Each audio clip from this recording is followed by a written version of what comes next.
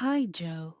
I have heard preachers often speak about, for God so loved the world that he gave his only begotten Son, that whosoever believeth in him should not perish, but have everlasting life.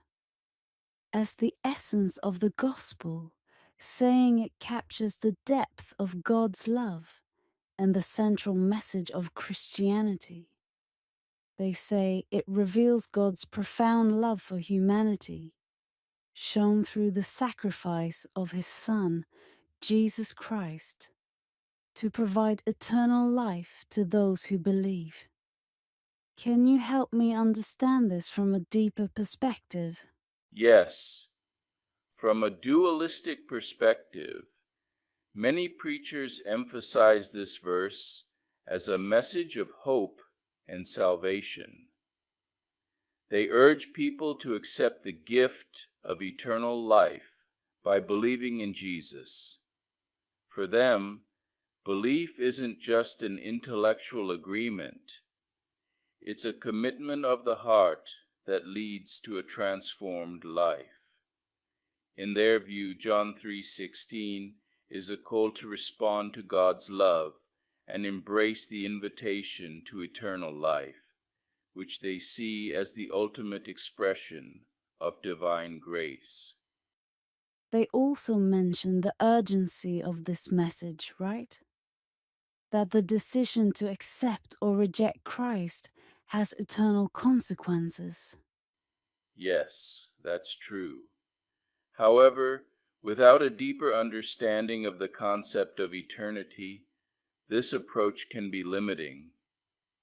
They often emphasize that John 3:16 isn't just about love, but about a critical decision each person must make to either accept or reject Christ. They use this verse to compel listeners, urging them to make this choice before it's too late, often invoking a sense of fear in the process. That makes sense. But how would you interpret this verse from a non-dual perspective?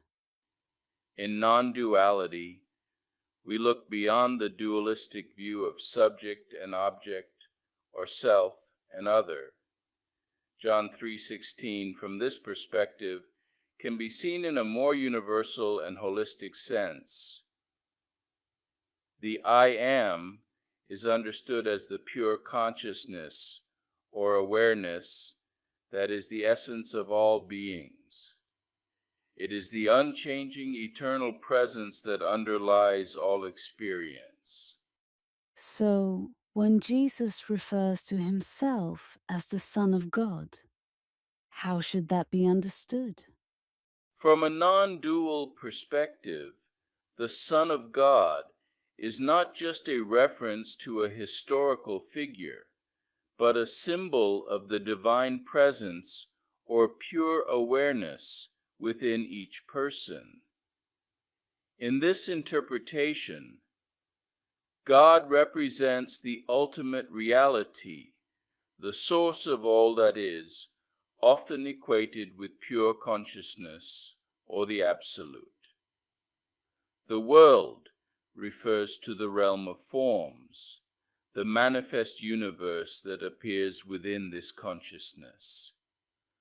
Only begotten Son symbolizes the I am, the divine presence or pure awareness that is one with God and is the true nature of every individual. And what about the phrase, "For God so loved the world"? In non-dual terms, God so loved the world can be understood as the recognition that the manifest world is not separate from God or consciousness. Love, in the highest sense, is the recognition of this fundamental oneness, that all forms and beings are expressions of the one reality.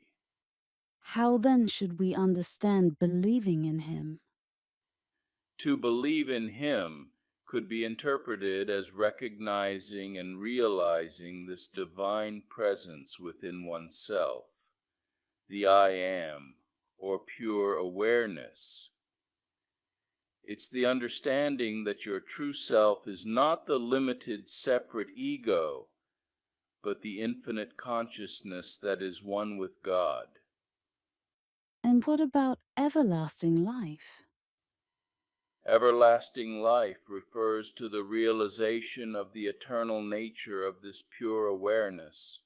When one recognizes their true nature as the I am, they transcend the fear of death because they see that their true self is beyond birth and death.